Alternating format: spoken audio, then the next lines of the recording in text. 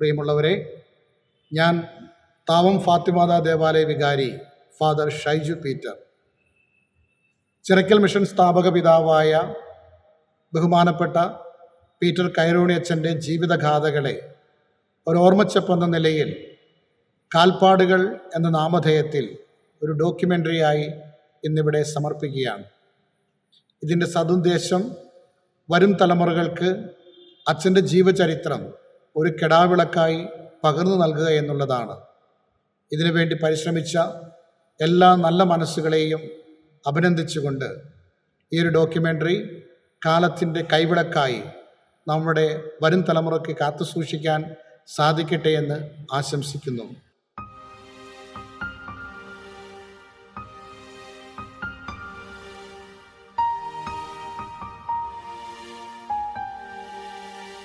വടക്കൻ കേരളത്തിലെ കണ്ണൂർ ജില്ലയിൽ ചിറക്കൽ മിഷൻ്റെ കീഴിലുള്ള താവം ഫാത്തിമ മാതാ ഇടവക സ്ഥിതി ചെയ്യുന്ന പ്രദേശമാണിത്. കണ്ടൽക്കാടുകളും ചെറു അരുവികളും പുഴയോട് ചേർന്നുള്ള ഗ്രാമഭംഗിയും വർണ്ണനാതീതമാണ്. 19-ാം നൂറ്റാണ്ടിൻ്റെ പാതി വഴിയിൽ ഭാരതം സ്വാതന്ത്ര്യത്തിനായി വിറങ്ങലിച്ചു പൊള്ളുന്ന കാലം. ബ്രിട്ടീഷ് അനീതിയെപ്പോലും വെല്ലുന്ന ഉച്ചനീചത്വങ്ങളാൽ പൊറുതിമുട്ടിയ ഒരു സമൂഹത്തിൻ്റെ ആത്മാക്കളുടെ നിലവിളി ഇന്നും ഈ ആകാശത്തിൽ പ്രതിധ്വനിക്കുന്നു. അധ്വാനത്തിൻ്റെ വിയർപ്പലിഞ്ഞ ഈ വയലേലകളിൽ ഒരിക്കൽ അടിയാൻ്റെ കണ്ണീർ നനഞ്ഞ കഥ ഈ സുന്ദര ഭൂമിക്ക് മറക്കാനാവാത്തതാണ്. പകലന്തിയോളം ഉഴുതുമറിച്ചിട്ടും അരവയറിൻ്റെ ആശ്വാസത്തിനായി മേലാളൻ്റെ മുന്നിൽ കൈകൂപ്പി നിൽക്കേണ്ടി വന്ന ഒരു വിഭാഗത്തിൻ്റെ വിശപ്പിൻ്റെ ചരിതം. ജാതിരക്ഷസുകൾ അട്ടഹസിച്ച ആ വരണ്ട കാലം. വസ്ത്രസ്വാതന്ത്ര്യം, സഞ്ചാര സ്വാതന്ത്ര്യം, ശുദ്ധജല സ്വാതന്ത്ര്യം, വിജ്ഞാന സ്വാതന്ത്ര്യം, സർവ്വതും നിഷേധിക്കപ്പെട്ട അധകൃതവർഗത്തിൻ്റെ പിൻതലമുറകളെ ഇന്ന് നിന്നെ നീയാക്കി മാറ്റിയത് ഒരു രക്ഷകൻ്റെ വരവോടുകൂടിയായിരുന്നു. ബൈബിൾ പഴയ നിയമത്തിൽ ദൈവം മോശയോട് ഇപ്രകാരം ആഹ്വാനം ചെയ്തു: നീ നിന്റെ ജനതയെ തേനും പാലും ഒഴുകുന്ന ദേശത്തേക്ക് കൊണ്ടുപോകുവിൻ. ഇവിടെ ചരിത്രം ആവർത്തിക്കപ്പെടുന്നു. അങ്ങനെ ഒരു ഉൾവിളിയെന്നോണം 1937 ഫാദർ പീറ്റർ കൈറോണി എന്ന ആ ധീര പുരോഹിതൻ്റെ കാൽപാദം ഇവിടെ ഈ ചതുപ്പിൽ പതിയാനിടയാകുന്നു. 1904 ജൂൺ 28 ഇറ്റലിയിലെ സാത്തോ ഇൻ മോന്തയിലായിരുന്നു അദ്ദേഹത്തിൻ്റെ ജനനം. 1927 അദ്ദേഹം ഭാരതമണിലെത്തിയത്. ദൈവവിളി സ്വീകരിച്ച് തമിഴ്നാട്ടിലും ഈസ്റ്റ് ബംഗാളിലും സെമിനാരി പഠനം പൂർത്തിയാക്കി. 1933 നവംബർ 21 പൗരോഹിത്യം സ്വീകരിച്ചു. പിന്നീട് കണ്ണൂരിലെ കോളയാട് മിഷനിലും തളിപ്പറമ്പ് തൃച്ചംബരത്ത് സെൻറ്റ് പോൾസ് ഇടവകയിലും സേവനമനുഷ്ഠിച്ചു.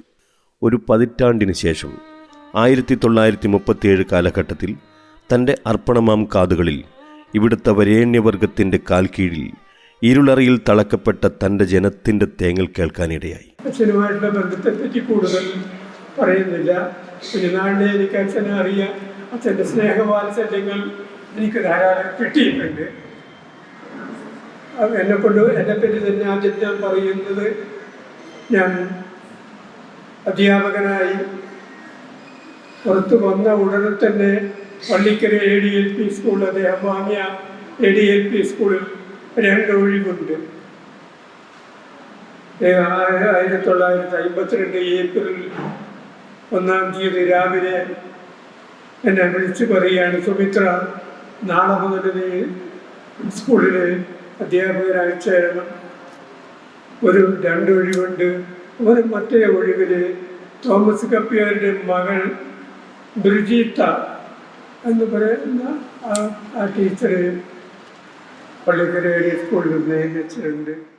നവ ക്രൈസ്തവ സമൂഹത്തിൻ്റെ പുരോഗതിക്ക് വിദ്യാഭ്യാസം കൂടിയേ തീരൂ എന്ന് മനസ്സിലാക്കിയ അച്ഛൻ പള്ളിക്കരയിലെ ADLP സ്കൂളും പുന്നച്ചേരിയിലെ സെൻറ്റ് മേരീസ് സ്കൂളും ഒരേ സമയത്ത് തന്നെ അച്ഛൻ വിലക്ക് വാങ്ങി. ആ പള്ളിക്കൂടത്തിലേക്ക് എല്ലാവരെയും നിർബന്ധിച്ച് അയക്കുകയും ചെയ്തു. കുട്ടികളുടെ വിദ്യാഭ്യാസത്തിനും സ്ത്രീകളുടെ വിദ്യാഭ്യാസത്തിനും ഏറെ പ്രാധാന്യം നൽകിയ അച്ഛൻ അവരെ നിർബന്ധിച്ച് പള്ളിക്കൂടത്തിലേക്ക് അയക്കുകയുണ്ടായി. സമർത്ഥരായ വിദ്യാർത്ഥികളെ കണ്ടെത്തി അവരെ ഉന്നത വിദ്യാഭ്യാസത്തിന് അച്ഛൻ തിരഞ്ഞെടുത്ത് അയക്കുകയുണ്ടായി. കുറേയേറെ പേരെ അധ്യാപിക പരിശീലനത്തിനും മറ്റ് തൊഴിൽ പരിശീലനത്തിനും അച്ഛൻ അയക്കുകയുണ്ടായി. ധാരാളം പേരെ വിദ്യാഭ്യാസത്തിലൂടെ ഉന്നതിയിലേക്ക് കൈപിടിച്ച് ഉയർത്തിയ മഹാനായ വ്യക്തിയാണ് നമ്മുടെ പ്രിയപ്പെട്ട കയറോനച്ചൻ. നാടിൻ്റെ ഉയർച്ച സ്വപ്നം കണ്ട മഹാനായ ആ വ്യക്തിയാണ് നമ്മുടെ പ്രിയപ്പെട്ട കയറോനച്ചൻ. സ്വപ്നതുല്യനായ ദൈവതുല്യനായ ഒരു വ്യക്തിയാണ് നമ്മുടെ പ്രിയപ്പെട്ട കയറോനച്ചൻ. അന്ധവിശ്വാസത്തിലും മാരകരോഗത്തിലും യാതനയിലും അടിമത്തത്തിൻ്റെ ചേറ്റിൽ നിന്ന് ജാതിഭേദമന്യേ കൈപിടിച്ചുയർത്താൻ കണ്ണീരൊപ്പാൻ കടൽ കടന്നെത്തിയവൻ്റെ സ്നേഹസ്പർശം അവർ അനുഭവിച്ചറിഞ്ഞു. എനിക്ക് ഓർമ്മയുണ്ട്, എന്നെ ആദ്യ കുർബാനക്കായി കൊണ്ടുപോയത് കണ്ണപുരം കോൺവെൻറ്റിലാണ്. കോൺവെൻറ്റിൽ അവിടെ ഒരു മുറിയിൽ വെച്ച് താമസിക്കുകയും ആ മുറിയിൽ ഞങ്ങൾ വേദപാഠം പഠിപ്പിക്കുകയും അവിടെ വെച്ചാണ് സിസ്റ്റേഴ്സ് ഞങ്ങളെ വേദപാഠത്തിനും മതപഠനത്തിൻ്റെ ക്ലാസ്സുകൾ തന്നത്. ഏതാനും ദിവസങ്ങൾക്ക് ശേഷം അന്ന് ബഹുമാനപ്പെട്ട കയറോനച്ചൻ അവിടെ വരികയും ഞങ്ങൾക്ക് എല്ലാവർക്കും ആദ്യ കുർബാന തരികയും ചെയ്തു. ആദ്യ കുർബാന നടന്ന അതേ ദിവസം, അതേ മാസം തന്നെ ഒക്ടോബറിൽ ഫാദർ പീറ്റർ കയറോണി ഞങ്ങളെ മാഹി പള്ളിയിലേക്ക് തീർത്ഥാടനത്തിൻ്റെ കൊണ്ടുപോയിരുന്നു. ഞങ്ങൾ 10-15 പേരുണ്ടായിരുന്നു. 15 പേർ ഉണ്ടായിരുന്ന ഞങ്ങളുടെ ഗ്രൂപ്പിനെ എല്ലാവരെയും ഒരുമിച്ച് ഒരു ഈശോയുടെ കപ്പിയാരുടെ സഹായിയോടൊപ്പം ട്രെയിൻ കയറി മാഹി പള്ളിയിലേക്ക് പോയത് ഓർമ്മയുണ്ട്. മിഷൻ പ്രവർത്തനം ആരംഭിച്ചതിന് ശേഷം ഓരോ വീടും കയറിയിറങ്ങിയ കയറോനച്ചൻ കണ്ടത് ഒരുപാട് രോഗികളെയായിരുന്നു. അവർക്ക് ചികിത്സിക്കാൻ ആവശ്യമായ ഒരു സംവിധാനം വേണം. അച്ഛൻ നോക്കുന്ന സമയത്ത് ചെറുകുന്ന ഭാഗത്ത് ഒരു പഴയ വീട് കണ്ടു. ആ വീട് ഒരു ദുർമരണം സംഭവിച്ച വീടായിരുന്നു. ആ വീട് വിലക്ക് വാങ്ങണമെന്ന് ആഗ്രഹിച്ച അച്ഛൻ പലരും പറഞ്ഞ് പീഡിപ്പിച്ചു. അവിടെ പ്രേതബാധയുണ്ട്, അത് പ്രശ്നമുള്ള വീടാണ്, അത് വാങ്ങണ്ടെന്ന് പറഞ്ഞു. അച്ഛൻ പറഞ്ഞു, എൻ്റെ ശക്തി ഈ കുരിശാണെന്ന് പറഞ്ഞു. എനിക്ക് അത്തരത്തിലുള്ള വിശ്വാസങ്ങളൊന്നുമില്ല, പ്രേതത്തിനൊന്നും വിശ്വാസമില്ല. ഞാൻ ഈ വീട് തന്നെ വാങ്ങും എൻ്റെ പാവങ്ങൾക്ക് വേണ്ടി. അച്ഛൻ ഒരു ദിവസം ആ വീട്ടിൽ രാത്രി കിടന്നുറങ്ങാൻ തീരുമാനിച്ചു. കയ്യിൽ കുരിശും പിടിച്ചുകൊണ്ട് അച്ഛൻ ധൈര്യപൂർവ്വം ആ വീട്ടിൽ കിടന്നു. പിറ്റേ ദിവസം നേരം വെളുത്തതിന് ശേഷം എല്ലാവരും ഭയന്നു. അച്ഛൻ ജീവനോടെ ഉണ്ടാവുമെന്ന് അറിയില്ല. എല്ലാവരും ഓടി വന്ന് നോക്കുന്ന സമയത്ത് അച്ഛൻ സന്തോഷത്തോടെ നിൽക്കുന്നു. അച്ഛൻ പറഞ്ഞു, ഇതൊന്നുമില്ല, നമ്മുടെ ശക്തി ക്രിസ്തുവാണ്, നമ്മുടെ ശക്തി ഈ കുരിശാണ്, നമുക്ക് ഇതിൽ വിശ്വസിക്കാമെന്ന് പറഞ്ഞു. ഈ അത്ഭുതം കണ്ട സമയത്ത് അച്ഛൻ്റെ ഈ ധൈര്യം കണ്ട സമയത്ത് ഒരുപാട് പേർക്ക് ക്രിസ്തുവിൽ വിശ്വാസം വന്നു, കുരിശിൽ വിശ്വാസം വന്നു. അങ്ങനെ അത് വാമൊഴിയെ പ്രചരിച്ചു. ഒരുപാട് പേരാണ് അച്ഛനിലൂടെ ക്രിസ്തീയ വിശ്വാസത്തിലേക്ക് വന്നത്. തികച്ചും അച്ഛനൊരു വിശുദ്ധനായിരുന്നു. ഒരിക്കലും മറക്കാൻ കഴിയാത്ത ഒരു വലിയൊരു മനുഷ്യൻ, മഹാമിഷണറി. അജ്ഞതയിലും അനാഥത്വത്തിലും നീറുന്ന ഒരു ജനതയുടെ വിശപ്പടക്കിയ ശേഷം അവരെ ആത്മീയ പാതയിലൂടെ പച്ചപ്പരവതാനി നിറഞ്ഞ മേച്ചിൽപ്പുറങ്ങൾ കാണിച്ചു കൊടുത്തു. ഒരുപക്ഷെ ആ ഈശ്വര പരിവേഷധാരിയെ ഇന്ന് കേവലം ഒരു മിഷണറി എന്നതിൽ ചുരുക്കി ആ സാമൂഹ്യ സ്നേഹിയെ അജ്ഞതക്കുള്ളിൽ മറവു ചെയ്യപ്പെടുന്നു. സ്നേഹമുള്ളവരെ, ആദ്യം തന്നെ ഞാൻ ദൈവത്തിന് നന്ദി പറയുകയാണ്. കയറോനച്ചനെ പോലുള്ള ത്യാഗമയിയായ പുണ്യ മിഷണറിയെ തന്നതിന് ദൈവത്തിന് ഒരുപാട് നന്ദി പറയുന്നു. അതോടൊപ്പം വളരെ സന്തോഷത്തോടും അഭിമാനത്തോടും കൂടിയാണ് ഞാൻ ഈ താവം മണ്ണിൽ ജീവിക്കുന്നത്.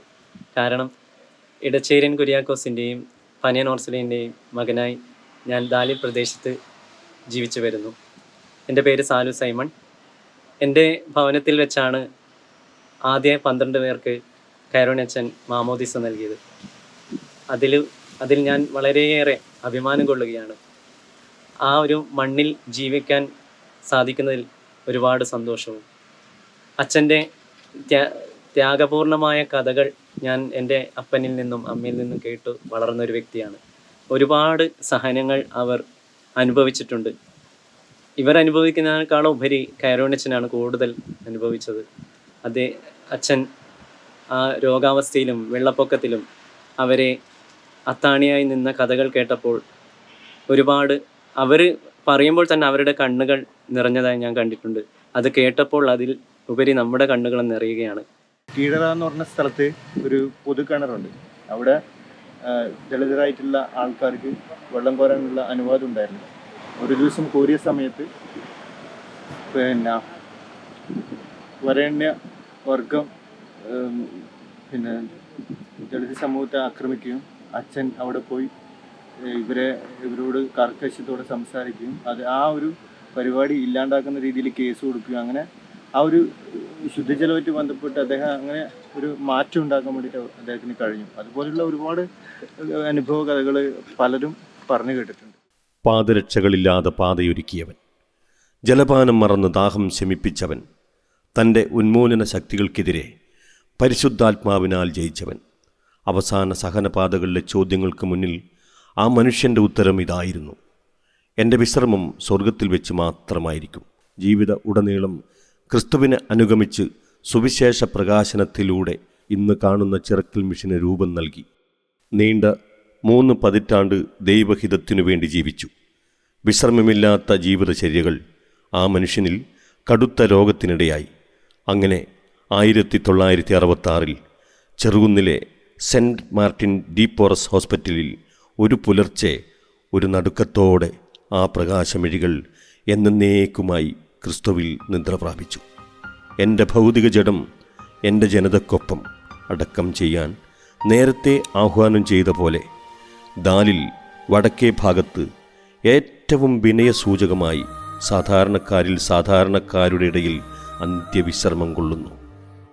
ബൈബിൾ ചരിത്രത്താളുകളിൽ അബ്രഹാത്തിനോട് ദൈവം ഇപ്രകാരം പറയുകയുണ്ടായി: ഞാൻ നിന്റെ പരമ്പരയെ കടൽ തീരത്തെ മണൽത്തരികളെപ്പോലെ പെരുപ്പിക്കും. അതെ, പ്രവചനങ്ങൾ ഇവിടെ സാക്ഷാത്കരിക്കപ്പെടുന്നു. ആ മഹത്വം പ്രിയ കൈറോണി അച്ഛൻ ദൈവത്തിൻ്റെ വലതുഭാഗത്തിരുന്ന് താൻ പരിണാമം ചെയ്ത സമൂഹത്തിൻ്റെ മാറ്റൊലികളിലെ ഉന്നമനം അകലെ നിന്നും നിറപുഞ്ചിരിയോടെ കാണുന്നുണ്ടെന്ന വിശ്വാസത്തോടെ ഈ അധ്യായം ഇവിടെ വിരാമമിടുന്നു.